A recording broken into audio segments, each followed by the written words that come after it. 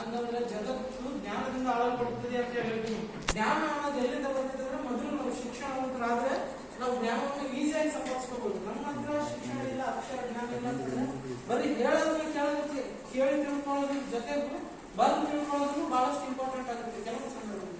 ಆ ರೀತಿಯಾಗಿ ಶಿಕ್ಷಣ ಅನ್ನೋದನ್ನ ಪ್ರತಿಯೊಬ್ಬರ ಜೀವನದಲ್ಲೂ ನಾವು ಅದನ್ನ ತಿಳ್ಕೊಳ್ಬೇಕು. ಅದನ್ನ ನಮ್ಮ ಜೀವನದಲ್ಲಿ ಅಳವಡಿಸಿಕೊಂಡಾಗ ಮಾತ್ರ ನಾವು ಬುದ್ಧಿವಂತರಾಗಿ ಮತ್ತೊಬ್ಬರಿಗೆ ನಾವು ಇದು ಪಾಠ ಮಾಡಬಹುದು ಅಥವಾ ಇನ್ನೂ ನಮ್ಗೆ ತಿಳಿದಿರುವಷ್ಟು ಅಲ್ಪ ಸ್ವಲ್ಪ ಜ್ಞಾನವನ್ನು ಹಂಚ್ಕೊಳ್ಬಹುದು.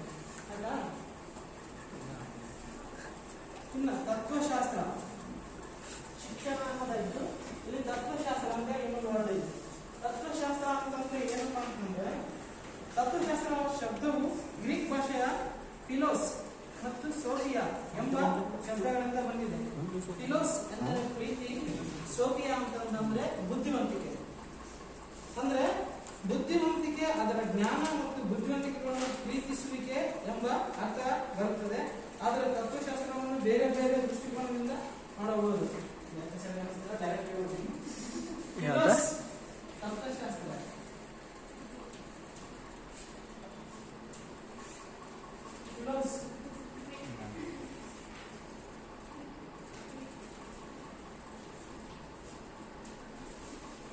ಅಂದ್ರೆ ಪ್ರೀತಿ, ಸೋಫಿಯಾ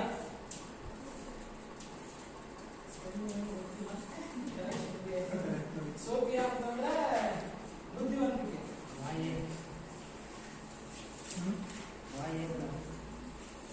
ಅದೇ ಮತ್ತೆ ಏನು ಸ್ಪೆಲ್ಲಿಂಗ್ ತಪ್ಪಿದ್ರೆ ಬುದ್ಧಿನ ಹೇಳೋದು ಅಂತೇಳಿ ಅರ್ಥ ತತ್ವಶಾಸ್ತ್ರ ಅಂತ. ಇವಾಗ ಅರ್ಥ ಅಂತಲ್ಲ, ಈ ಹೇಳ್ತಾವ ಶಿಕ್ಷಣ ಮತ್ತು ತತ್ವಶಾಸ್ತ್ರಕ್ಕೆ ಸಂಬಂಧ ಅಂತ ಏನಿದೆ ಅದಕ್ಕೇನು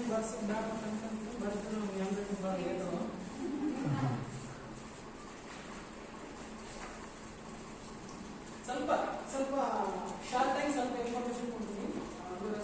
ಸಂಕ್ಷಿಪ್ತವಾಗಿ ತತ್ವಶಾಸ್ತ್ರದ ಮುಖ್ಯ ಉದ್ದೇಶ ಮನುಷ್ಯನನ್ನು ಅರ್ಥ ಮಾಡಿಕೊಂಡು ಪರಿಪೂರ್ಣ ಜೀವನಕ್ಕೆ ಸಜ್ಜುಗೊಳಿಸುವುದು. ಶಿಕ್ಷಣದ ಉದ್ದೇಶವೂ ಸಹ ಮನುಷ್ಯರಲ್ಲಿ ಅಪೇಕ್ಷಿತ ಬದಲಾವಣೆಯನ್ನು ತಂದು ಪರಿಪೂರ್ಣ ಜೀವನಕ್ಕೆ ಸಜ್ಜುಗೊಳಿಸುವುದೇ ಆಗಿದೆ. ಜೀವನವನ್ನು ಅರ್ಥ ಮಾಡಿಕೊಳ್ಳದೆ ಶಿಕ್ಷಣವನ್ನು ಸಮಗ್ರವಾಗಿ ಶಿಕ್ಷಣವನ್ನು ಅರ್ಥ ಮಾಡಿಕೊಳ್ಳಲು ಸಾಧ್ಯವಿಲ್ಲ. ಹೀಗಾಗಿ ತತ್ವಶಾಸ್ತ್ರ ಮತ್ತು ಶಿಕ್ಷಣ ಪರಸ್ಪರ ಅಂತರ ಸಂಬಂಧ ಹೊಂದಿದೆ ಅಂತ ಹೇಳಿದ್ದೆ. ಅಂದ್ರೆ ಏನೈತಪ್ಪ ಅಂತಂದ್ರೆ, ಶಿಕ್ಷಣ ಮತ್ತು ತತ್ವಶಾಸ್ತ್ರದ ಬಗ್ಗೆ ನಾವು ತಿಳ್ಕೊಬೇಕಂತಂದ್ರೆ ಫಸ್ಟ್ ಶಿಕ್ಷಣವನ್ನು ಅರ್ಥ ಮಾಡಿಕೊಳ್ಳದೆ ಜೀವನವನ್ನು ಅರ್ಥ